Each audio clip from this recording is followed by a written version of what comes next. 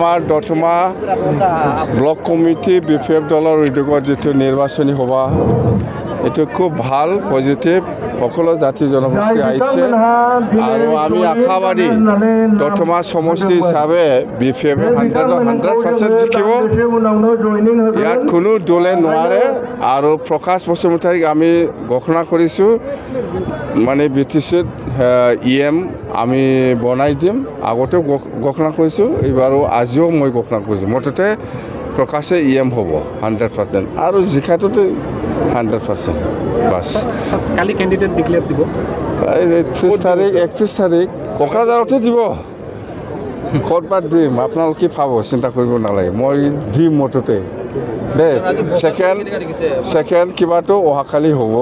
আপোনালোকক মাতি মই দিম জাগাটো ইয়াত হয় না ক'ত হয় মই ক'ম আমাৰতো খুব ভাল বিপিএফ দল হিচাপে এই বিটিচি নিৰ্বাচনত আমাৰ পজিশ্যন খুব ভাল 1 নম্বৰত আছে আমি মুঠতে 20টাত ওপৰত পাই আছোঁ 20+ চিট আমি পাই আছোঁ আৰু এফালে বিজেপিও খুব লাগি আছে বিজেপিও নিশ্চয় পাব কিছু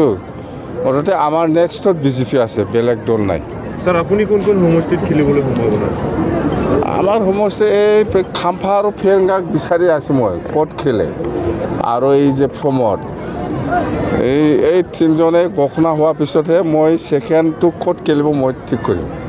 এই তিনিজনক লাগে মোক ফেৰেংগাটো টিকেট হৈছে স্যাৰ ফেৰেংগাটো এই বাওখুঙে আৰু একটা খেলিব না বাওখুঙেতো তাৰ নমুনা সিটো ইয়াত নোৱাৰে প্ৰমোদ বড়ো ক'ত খেলে কৈবাৰীত খেলে না দতমাত খেলে না গড়েশ্বৰত খেলে তাতেই প্ৰমোদ বড়ো এগেইনষ্টতো আপুনি খেলিব আৰামত খেলিব তাক হাৰাব লাগিব না